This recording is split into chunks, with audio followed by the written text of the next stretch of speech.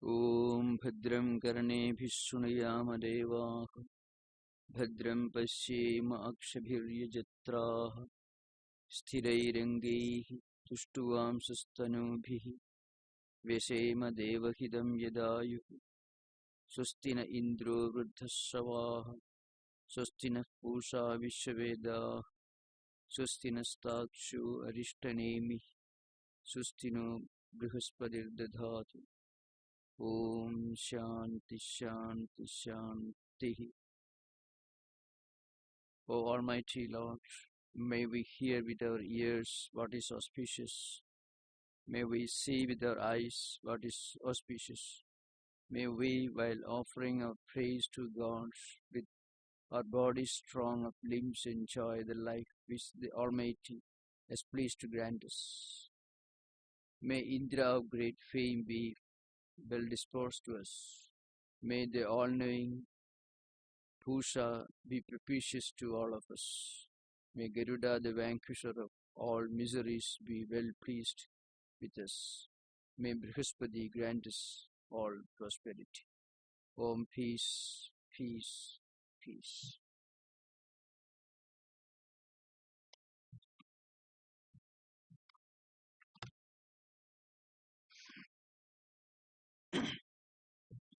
Now in this Mandukya text, we have been elaborately discussing the 26th verse of the 3rd chapter, which reveals one particular aspect of Vedanta philosophy. As I already explained earlier, according to Vedanta, the absolute reality is one, that is immanent in all being, it is omnipresent, it is transcendental, it is impersonal, it is beyond words, beyond description, beyond definition, and it is the all-pervading consciousness. Now, and again in the 26th verse, one point was made by the author. Esha neti neti iti vyakhyadam ninhudeyata sarvam agrahi bhavena hetuna ajam prakashade. It's a famous verse. I already explained. The central point is this reality which is beyond description, beyond words, and beyond sensory comprehension. Now, how do we understand it?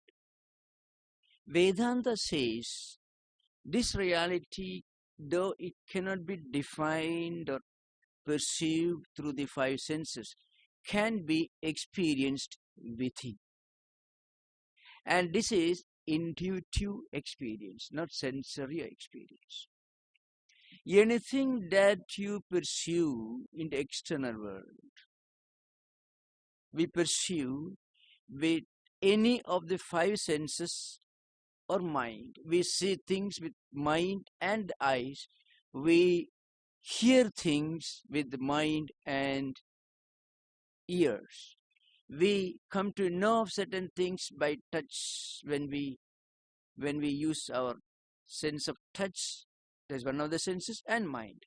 If mind is absent, there will be no comprehension. And if any of the senses are absent, then also there will be no comprehension.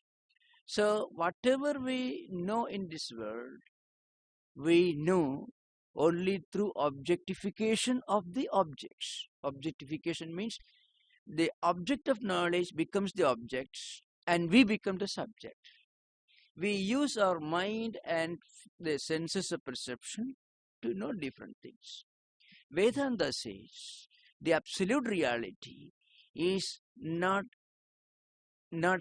something that could be perceived through objectification, but it can be perceived in a much more intimate manner as our own inner reality. In fact, the highest experience is beyond words. Even in the sensory world, you find. Even in the sensory world, even at the level of human emotions, at the highest level, it is beyond words. Even a mother A mother's affection for her little child cannot be defined. It's a human emotion, the highest level. Normally we express in words things which are not absolute, relative. So we find even human emotions cannot be really explained. And most of what we express or describe are based on certain inner experience. We say sugar is sweet, but there is an experience behind. In fact, the experience of sweetness of sugar cannot be defined. You may, if you explain to a person the sweetness of sugar, he will understand it only if he has himself experienced sweetness of something else. That's the view of Sri Ramakrishna, the great teacher. He says, any real experience can be only experienced, cannot be expressed in words or defined. Now, in the 26th verse, the great philosopher Gaudapada made a very important point. This absolute reality cannot be expressed in words. And if we go on negating, well, I'm not this body, I'm something beyond this body. I'm not the eyes with which I see the vehicles moving in the streets. I'm something beyond that. I'm not even the mind, because mind also cannot be an absolute reality. You find mind also changes. Mind is a wavering phenomenon. Anything that's subject to change or wavering cannot be absolute. Intellect also. There is variation with regard to intellectual powers. So I am not this sensory objects, nor the senses, nor the mind, nor the intellect. Then who am I? Now, there is no description. Beyond intellect, beyond words, who am I? Now, after negating, after this process of negation, I am not the senses, because I am beyond that. If you see, well, I am perceiving an elephant, certainly I am something who is the actor involved in the act of perceiving an object. But actually my eyes are seeing, you can say. In that case, we are different from the eyes. My eyes in a possessive case. So which means the eyes and myself are different. Or you say, I feel hungry, or I feel angry, whatever may be. So my mind is getting tired. So there you find mind and the person who's getting tired is different. If you say I'm angry, well, because mind is getting angry. The mind and the personality get identified. But if you say my mind is getting tired, means the mind is different, I am different. So who am this I? So if you go on denying through this negative process, if you go on denying, well, I'm not the senses, I'm not the eyes, I'm not the mind or intellect, who am I? Then you reach a point where there is nothing else to be negated. The negator cannot negate himself or herself. Who am I? That is a mysterious phenomenon. So, in this the 26th verse, Gaudapada says, after negating all this, we reach a point where we cannot actually negate anything else. In fact, this is a very famous verse which is based on another text where Athada Adesho Neti Neti. There is a famous statement in there. There is a statement in the Brihadaranyaka Upanishad which says, well, the instruction is not this, not this. Means not, I'm not this body, I'm not the mind, I'm not the intellect. Who am I who am I who experiences the blissfulness which we cannot really define or explain? When we reach the highest mystical spiritual experience, it is beyond words. So Vedanta says it is beyond the epistemological tools of knowing, perception, direct perception, inference, verbal testimony, comparison, presumption, and negation, absence. These are the 6 tools which are accepted in Vedanta philosophy. Aristotle accepts 3 tools, of course. Now, Vedanta goes beyond. Vedanta says, well, there are things that you perceive with the eyes or the ears and mind, direct perception. Then when you infer, but inference is always based upon a direct perception earlier. Pratyaksha is direct perception, Anumana is inference. You cannot infer something unless you have the background of direct perception. And then verbal testimony is something that we cannot imagine or see in front of us. We get that information from a book, verbal testimony, the Bible, the Gita, whatever may be. And then comparison, we see an object, we don't know what it is, but it somehow resembles another object that we have seen sometime in the past. So through comparison, we come to know we come to get some understanding of what the object is in front of us. So comparison. Presumption means that's an important tool, epistemological tool in Vedantic epistemology.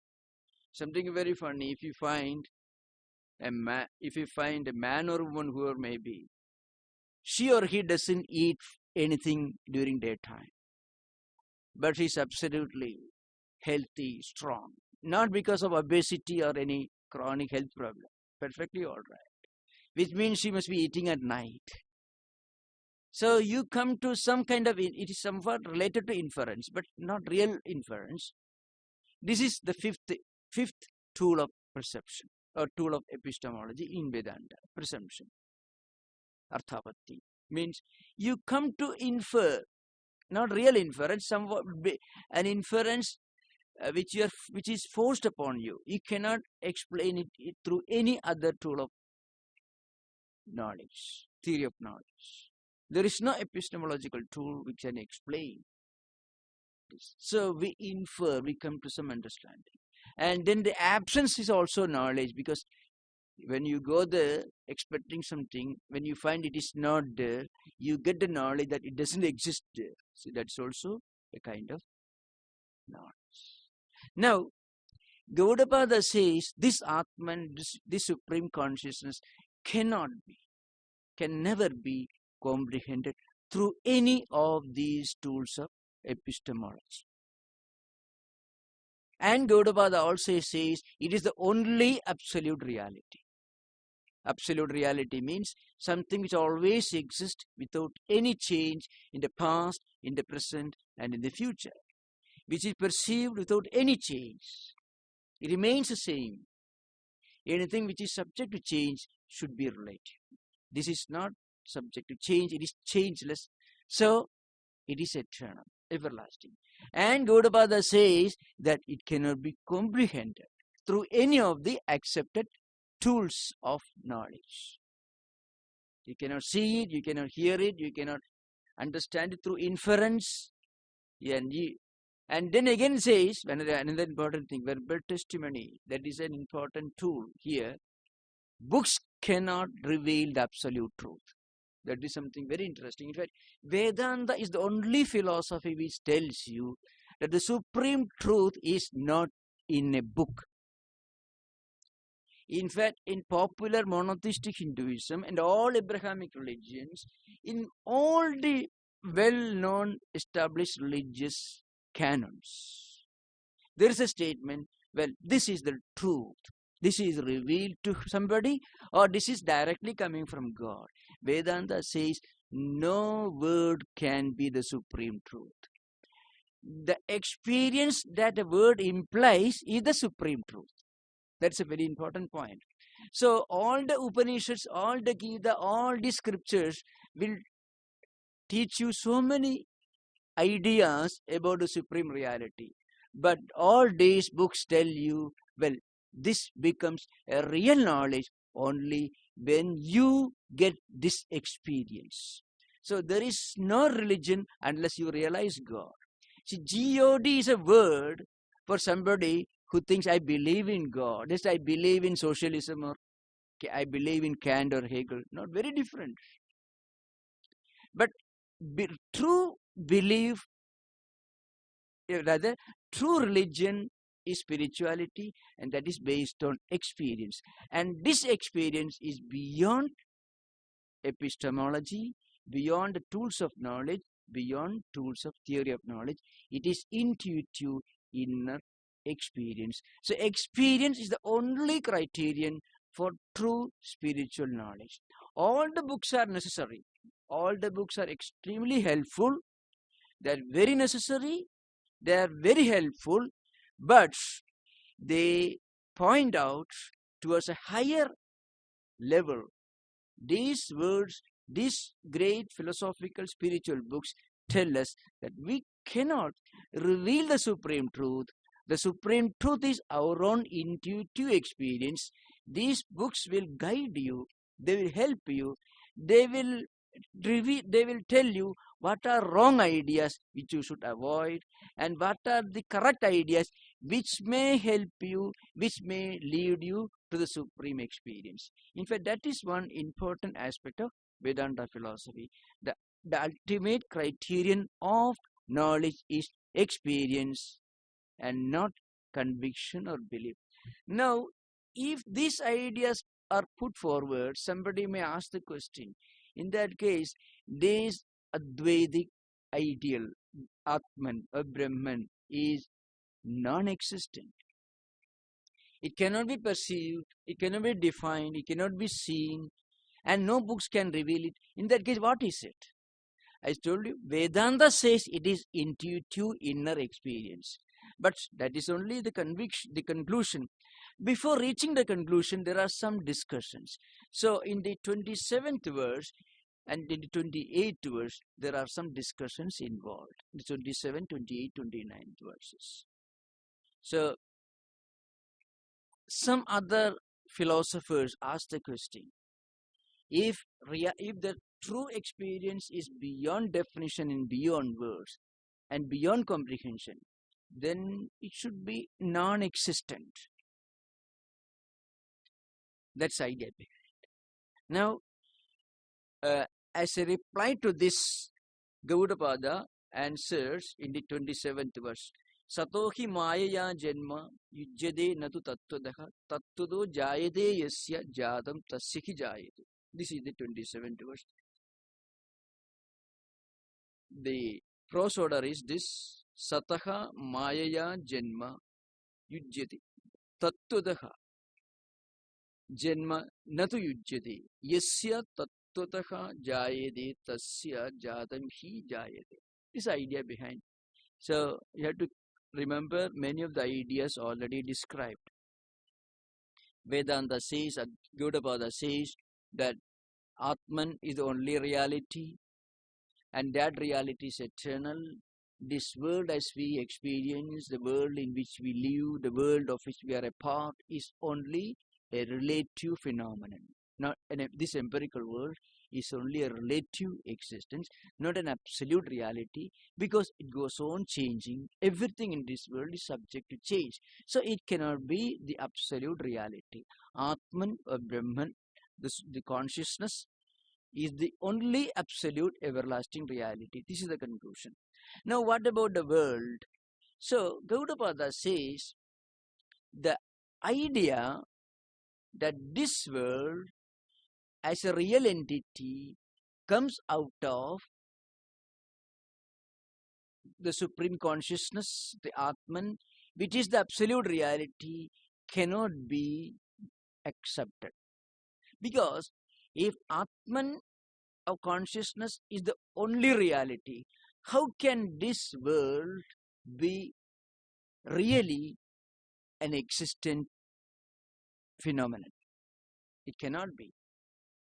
So, if at all you explain that the world comes into existence, that coming to existence is only a relative phenomenon, not real. So, Maya means true relative. If at all you accept the origin of this universe from this all-pervading, eternal, absolute Brahman, then the origin of the universe cannot be real origin, or it cannot be really coming into existence. Because if it really comes into existence, there should be two entities, two realities in the world. Atman is one thing and the world is another thing. There should be two entities. But Vedanta says Atman is the only absolute reality. Then what about this world? The world comes into existence only in a relative sense. This was already explained in the previous verses in the light of the famous illustration. You have to again remember the famous Vedantic illustration. You have to think of a semi-dark room which is not properly lit. There is an object lying on the floor. It is actually a piece of rock, somewhat curved in shape. Now, four people entering the room may look at this rope and may have four different perceptions. One person thinks that this object is a snake because he has seen a snake the previous day somewhere, and this closely resembles that. Another person may think it is a piece of wood. It is a piece of stick, curved stick. Another person may think it's a crack on the floor. If there is not enough light, if there's a curved crack on the floor, then a piece of rope may be mistaken for a crack on the floor. Bhuchidra in Sanskrit is called. So sarpa is snake, danda is stick, bhuchidra is a crack on the floor. Another person may think, well, it is a thin stream of light. Maybe if there are 100 people in the room, 100 people will have 100 different perceptions and ideas. Because they do not know it is a piece of rock, because there is not enough light. Now when you bring light, what really happens? The light doesn't produce the rope. The light reveals the fact to the onlookers that it is a piece of rope. The fact that it is a piece of rope is not the result of light that is brought. The light's function is limited to removing darkness. And once darkness is removed, our comprehension becomes clear. Now the question arises, what about the ontological status of these objects which people had in mind when they looked at the piece of rope? The person who thought it's a snake, what is the status of the snake? It is only snake idea, not the real snake. The snake is not completely non-existent, because there could be snakes in the zoo or maybe in the forest or in the bush, which this person has seen and he remembers. So he superimposes that snake on the piece of rope. So the snake is not absolutely non-existent. It exists somewhere. It is not totally non-existent. The person will not mistake the piece of rope for a truck. He mistakes the piece of rope only for something which is similar to the rope and which he has seen, which he remembers. So the snake idea that the person has got in his mind is superimposed upon the rope, and the rope idea is non-existent because there is not enough light. So the ontological status of the snake is relative. Not absolute, not absolutely existent, because it is really not a snake, it is a rope only. But it is not absolutely non-existent because the snake is somewhere. So what happens? Its status is relative. So also similarly, the person who mistook the rope for a curved stick, what's the ontological status of the stick? Or the thin stream of light, or maybe anything. Maybe if 1,000 people have seen this piece of rope in the semi-dark room, there could be 1,000 misunderstandings, misconceptions. So what is the ontological status of these misunderstandings, the objects which they have superimposed upon the real object? Relative. So also this world. The world is not absolutely non-existent. An absolutely non-existent world we will not perceive. The world is not absolutely existent. Why? something which is absolutely existent should not be subject to change. It should remain the same in the past, in the present, and future. The world will continue to exist maybe 13 point dash millions years, whatever maybe several hundreds of thousands of years, maybe the age of this universe. And before that, this universe as we see it did not exist. And after that, the universe will not exist the way it is existing now in front of us. So what does it mean? Existence is relative. The world is relative. The universe is relative. So also our body, maybe 100 years. So maybe an insect, few minutes. A bacteria, maybe seconds, whatever. So Vedanta says there is only one reality in this world, and that is beyond description, beyond comprehension, beyond epistemological tools. Now, Gaudapada in the 27th verse says, if at all you believe that this world really comes into existence and exists as a separate entity, you are wrong.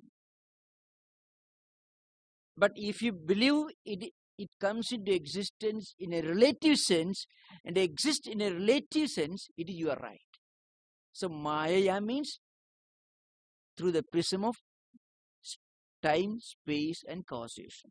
That's Maya. Maya means nothing but this anything which is confined to time, space, and causation. This triple dimension, that is Maya. And in that sense, the world is real. Beyond that, the world has no existence. This is the idea behind. Just a snake idea comes into existence because the person could not see it is a piece of rope. And in fact, he may have run to bring a stick to remove this so-called snake. Even while running, he may have broken his neck also. All these things could happen. So he has broken his neck, he has gone to the hospital, all because it's all illusion. Illusion means all based on or relative, that's all. The snake existed only in the relative plane, not the real sense of the term. So Gaudapada says, if at all you believe the world comes into existence, really speaking, you are wrong. But if at all it comes into existence, it is only in a relative sense. That is Maya, natu tattva. Tattva means not in reality, not actually. Paramarthadaha, that's the Sanskrit. Now, there are a number of theories with regard to creation. In Indian philosophy, in theistic philosophy, and also atheistic systems, and also in many theological streams of Western thought.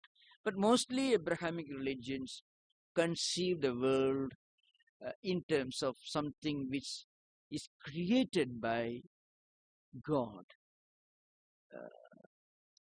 with a definite purpose, with a definite scheme. That's how it is perceived. That's true also. That's true in some of the monotheistic, traditional, popular Hindu philosophical systems, but not in Advaita Vedanta of Shankaracharya. That's the idea behind. Now, in the 28th verse, another idea is put forward. So, in the 27th verse, Gaudapada said that this absolute reality is all-pervading, immanent, transcendental, changeless, eternal, remaining the same in the past, present, and future, and so on. And from that absolute reality, the world comes into existence only in a relative sense, means not in the absolute sense. Well, you think of different golden ornaments and gold. The gold really doesn't become the ornament. What happens when the goldsmith superimposes certain shapes and sizes and his own artistic skill on the gold appears to have become different ornaments. Even when you are wearing a golden necklace, it is ontologically not different from the gold, pure gold that is extracted from the earth. It's not very different. In an ontological sense, it is not different. Only in relative sense, it's different because shape, size, form, artistry, work, skills of an efficient artisan, all these are involved in the golden ornament. Otherwise, in an ontological sense, it is not very different. It is not at all different from the gold that is extracted from earth. Similarly, all the name and form are only relative. They are not eternal. That's the idea behind. In the 28th verse, Gaudapada takes up another set of argument.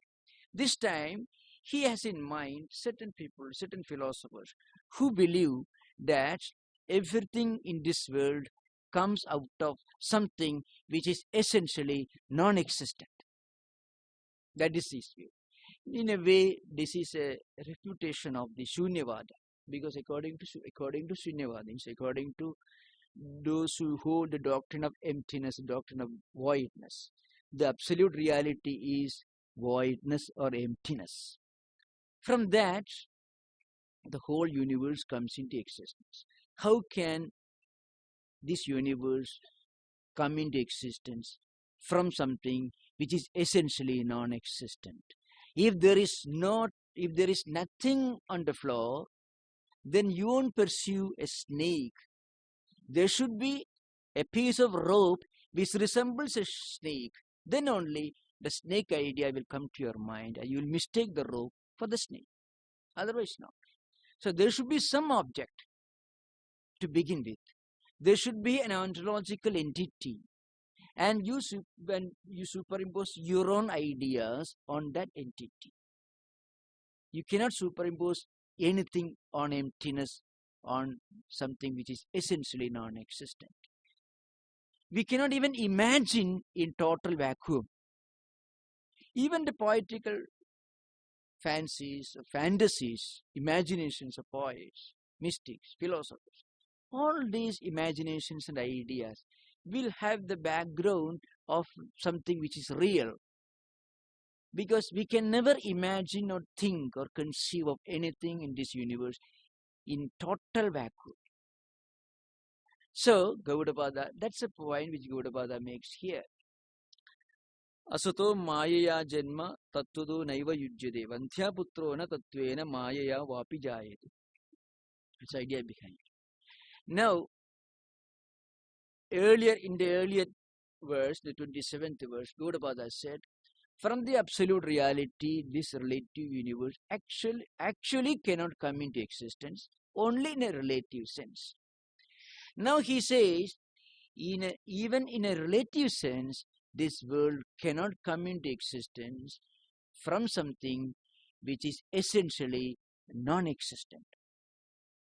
If there is no piece of rope, if there is nothing on the floor, then you will not mistake some total voidness for something.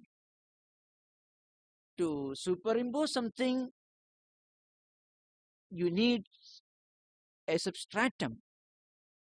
A substratum you need. On a substratum, you superimpose something which is really speaking, non-existent, but which exists in your imagination, and a snake idea, etc. So he says, from something which is totally non-existent, nothing can come into existence. The world cannot come into existence, even in a relative sense, or in the absolute sense. That means the voidness, total voidness of shunya can never be the substratum for this universe. According to the Mahayana school of Buddhists, as I said earlier, there are two fundamental schools of idealism. The Shunyavada, the doctrine of emptiness, the doctrine of voidness, and the doctrine of subjective idealism.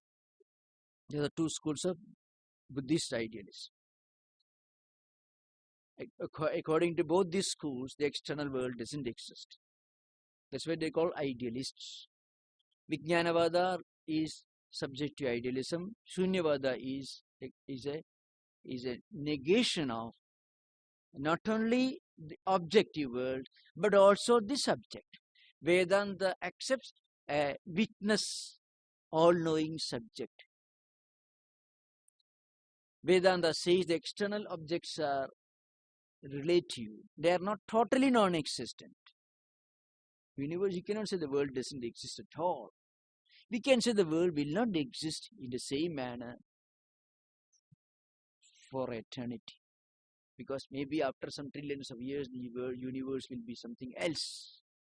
So the universe that you see in front of us is not totally non-existent, but it is not totally existent. It's not absolute existence. To be absolutely existent, it should remain the same in the past, in the present, and future without any change. And if it is totally non-existent, then we will not even experience it at any time. Even in a relative plane, even as an illusion, we will not experience it. That's the idea behind it. Because even to experience it as an illusion, you should have some idea in mind. And this idea cannot exist without a corresponding relative existence, the external world. So the world cannot be absolutely non-existent or absolutely existent. That's a Vedantic view. But the two schools of Buddhist idealists, the Shunyavada and the Vijnanavada, the doctrine of emptiness and the subjective idealism, they assert that the world, the external world, is totally non-existent. That's the idea behind it.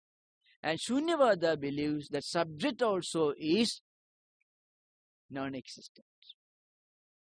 So they're called Asattvadins, those who believe in non-existence as the fundamental category, philosophical category. Here Gaudapada says, from something which is totally non-existent, this world can never come into existence. Then he gives a very well-known illustration. There are a few illustrations in Vedantic texts which are used to drive home the idea that something which is totally non-existent can never be experienced or imagined or conceived of. One is the son of a barren woman, Pandhya Putraha means, or the horn of a hare. These ideas, even as ideas, they cannot be possible. You cannot even imagine them as an idea. So Gaudapada says it is absolutely impossible for this relative universe to come out of something which is totally non-existent, as asserted by the followers of Buddhist idealism. Is called Shunyavada, or the doctrine of emptiness. Now the question arises, what is the Vedantic view? Vedanta says, it's a very important point. According to Vedanta, the world exists as the magic of a magician. A famous statement I already dealt with that subject earlier in the same text. Gaudapada, of course, Gaudapada doesn't go that far. It is the great exponent of Advaita, Shankaracharya, who in his commentary makes this point clear. The Advaitic view of the world is that world is a play. You find so much of inconsistency in this world. And behind the inconsistencies, you will find some kind of orderliness. Ultimately, you find the world is totally incomprehensible. But this orderliness is only on the surface. We can never really predict anything that is going to happen. We can predict within a short span of time, maybe for thousands of years. That is also a short span of time, in contrast to the total age of the universe. So universe also, millions of galaxies are coming and going. So how do you think of the age of this endless vastness of existence? Impossible. If you go on counting the number of grains on the desert, there will be no end. But you can take one grain and analyze and then come to a conclusion. The whole desert consists of an infinite number of the same type of grains, which we call the desert. So Gaudapada says the creation can only be explained as a sport, as a play. Now, play, something like a hobby. There is not a definite purpose behind a hobby. If you think seriously and deliberate for a long time and plan, then you will not be able to enjoy the play. It will not become a sport or a hobby or a play.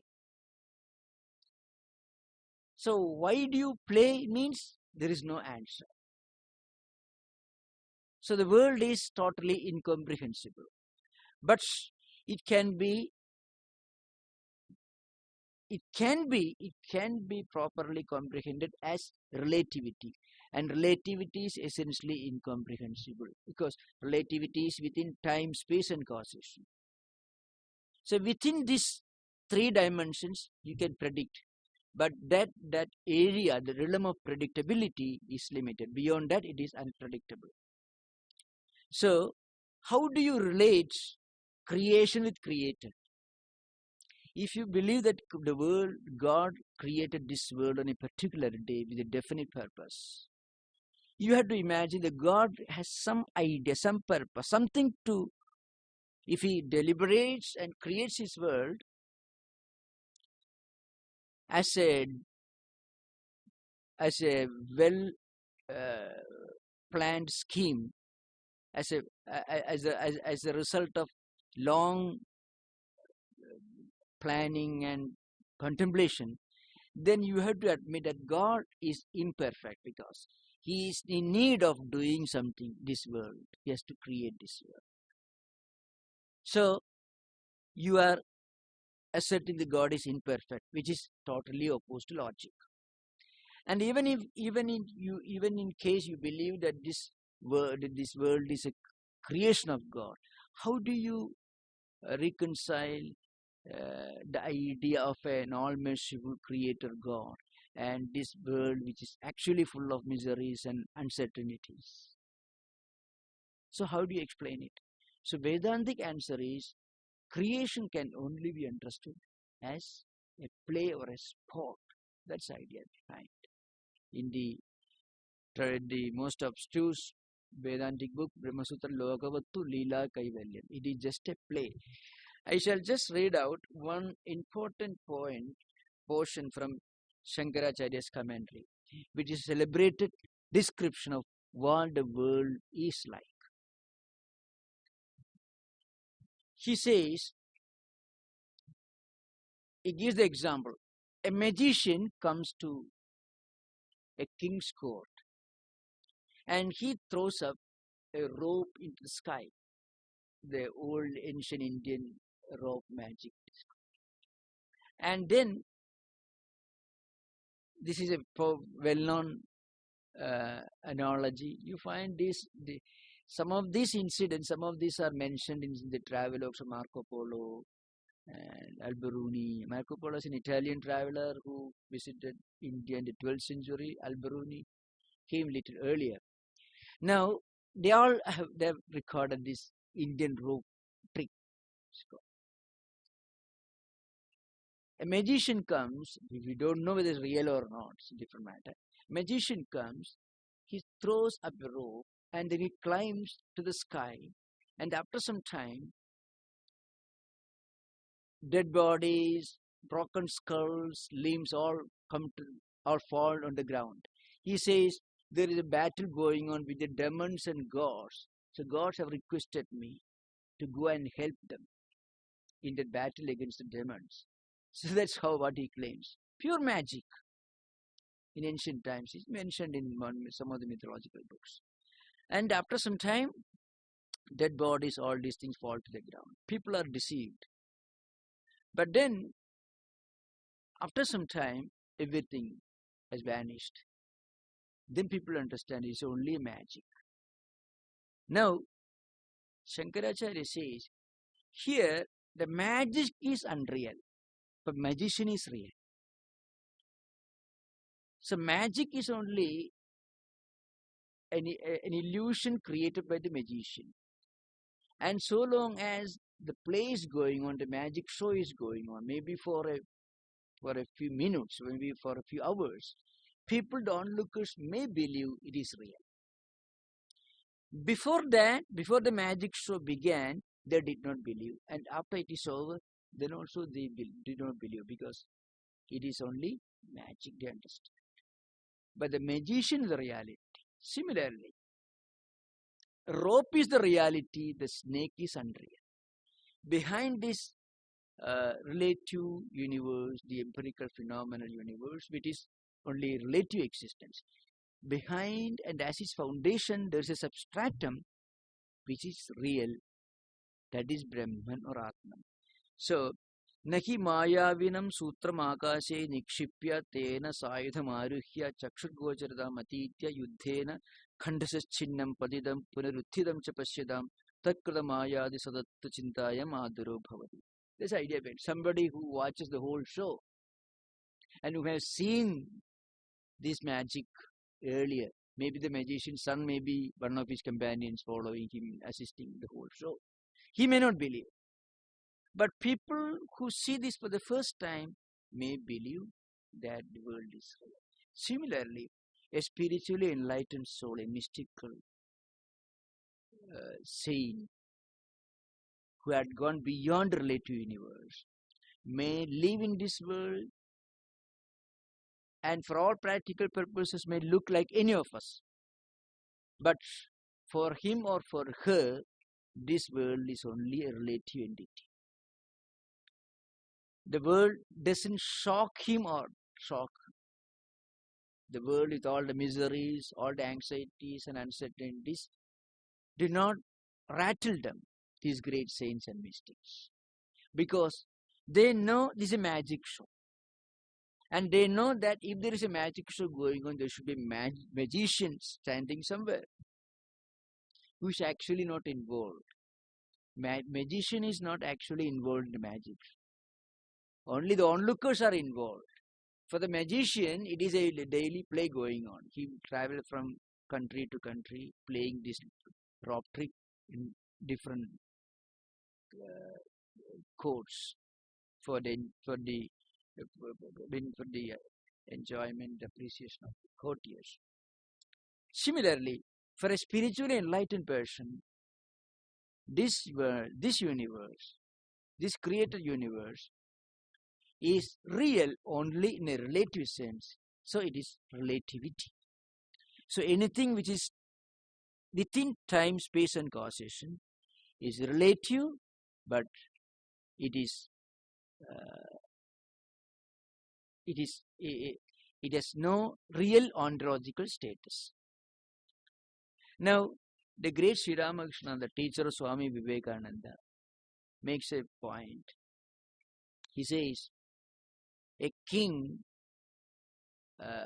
or rather he's an actor, a rich man, a super rich actor who plays the role of a beggar, or a king who plays the role of a beggar. He may get Oscar award. In fact, he may look more beggarly, more wretched looking, and much more miserable than a professional beggar in the streets. He may get award also. But before he starts his play, and after the play, after the acting, he goes and stays in a 5-star hotel. So even when he's playing this role of a beggar, he's not really miserable, though his face may look more miserable than professional beggars.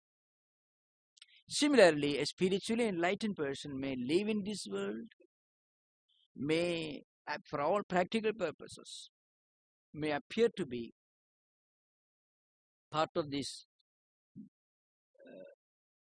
worldly existence, like part of any of us, but still at heart, he or she is not affected by the problems of the world.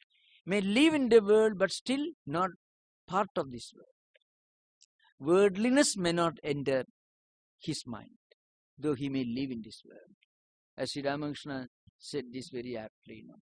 When you are traveling by boat in a river, water should not enter the boat. Boat may capsize. It may cause an accident.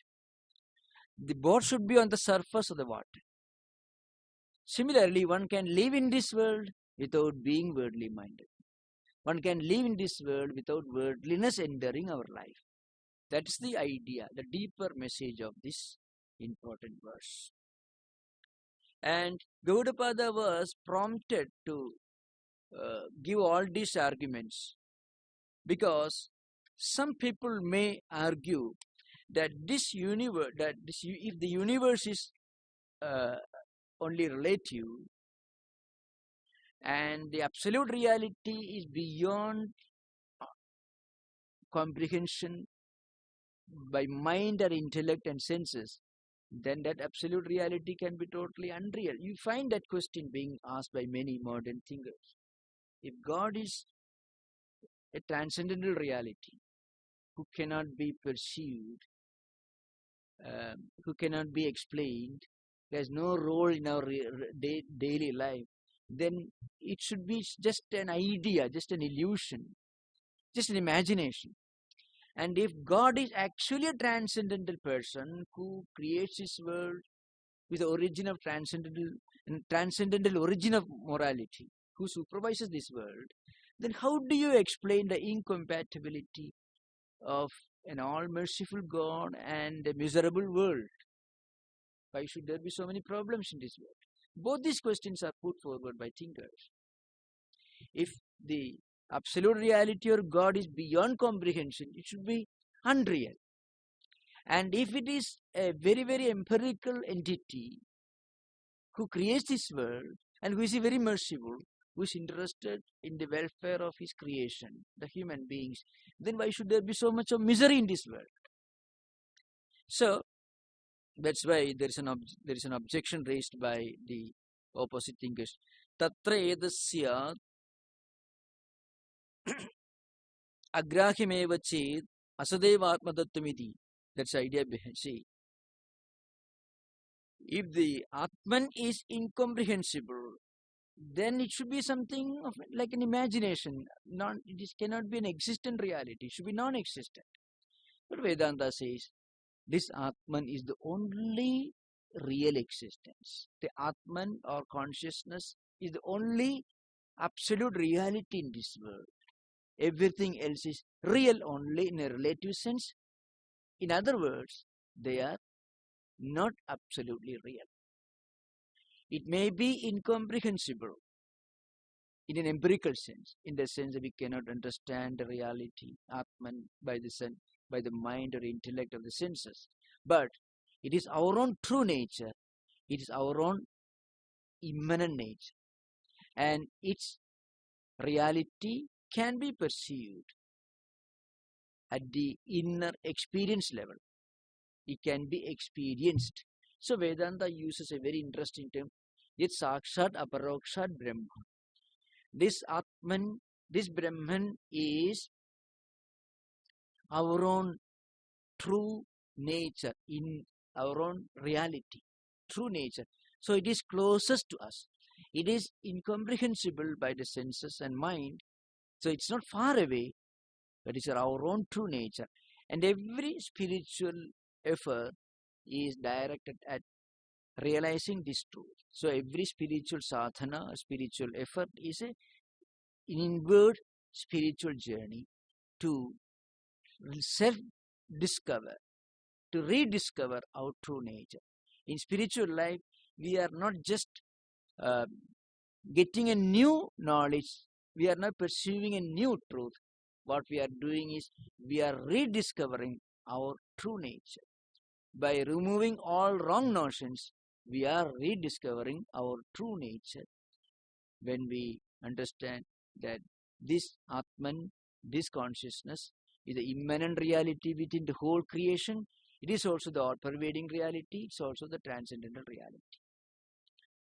Now we'll come to, if you have got anything to ask, we have got 5 minutes, otherwise we'll conclude. Anybody who would like to? Anything, any idea that I explained this time is not clear, you can ask.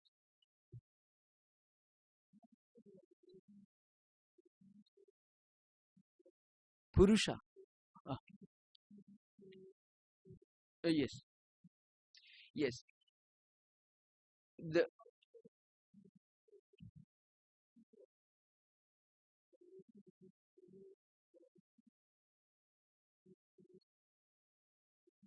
yes, yes, yes, yes. Ishvara or God as the one who creates this world is the highest idea that we can have, so long as we believe this world is real.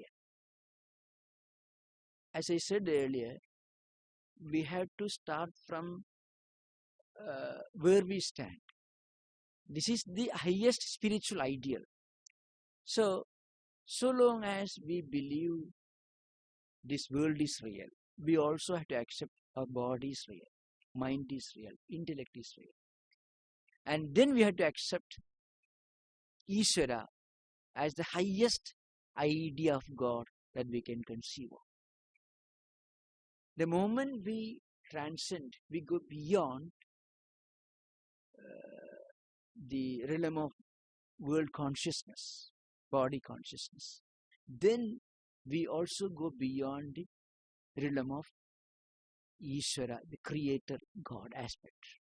Then this Atman is Atman becomes a matter of experience. So to begin with, we have to accept the world as a relative reality, and our mind and intellect, our senses, our actions are all real, and then work for our own spiritual good and for the good of the world. So these are the words of the great Advaita teacher Shankaracharya himself. Shankaracharya makes a very interesting statement in the Karya. There he says, so long as we are dreaming, dream objects are real for us. We understand that dream objects are dream objects only when we come out of dream. Within dream objects are the only reality. Similarly, when we are living in this world and when we have not fully gone beyond body consciousness, we have to accept the world is real. And then we have to think of an almighty, all-merciful God who has created this world, and practice spiritual sadhana, spiritual practice for our own purification. And the best practice is to uh, convert all karma action into karma yoga. All action, all karma can be converted into karma yoga. It means looking upon every act, physical, intellectual, any kind, whatever we do, it should be converted into worship. Every act is an act of offering at the feet of Almighty God. If this is done sincerely, then automatically we'll graduate to the next level of evolution. Then we'll go beyond this world. So Advaita is not a rejection of empirical world or Ishvara or anything. Advaita goes beyond.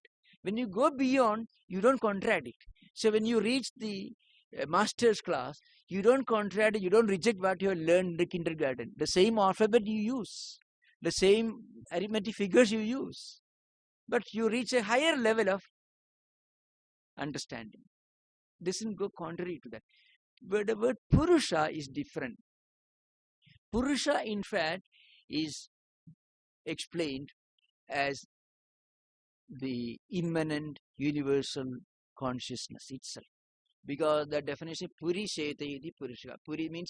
Pura means a temple or a city. So who is Purusha? Purusha is that immanent reality that exists in all of us. And that reality is the all-pervading, omnipresent reality. So Purusha is, in fact, it is a synonym for Atman in the Purusha Sukta and other books you find. Sometimes it is used as a synonym of God also, created God also.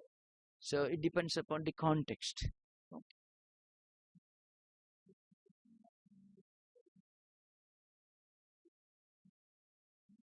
Yes.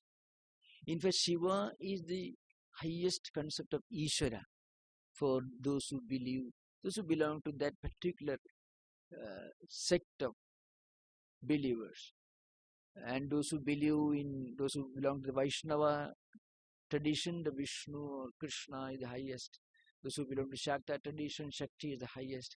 Both are the same. For each group, that particular ideal is the highest monotheistic ideal of absolute reality. But uh, when they reach the highest peak of this monotheistic uh, worship, accepting God with name and form, when they reach the peak of that experience, then they realize the impersonal dimension also.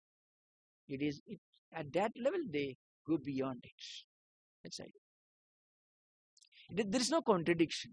Contradiction exists only at the philosophical doctrinal level. At the spiritual experience level, when we enter the field of experience, all contradictions are reconciled. That's it. Om Shanti Shanti.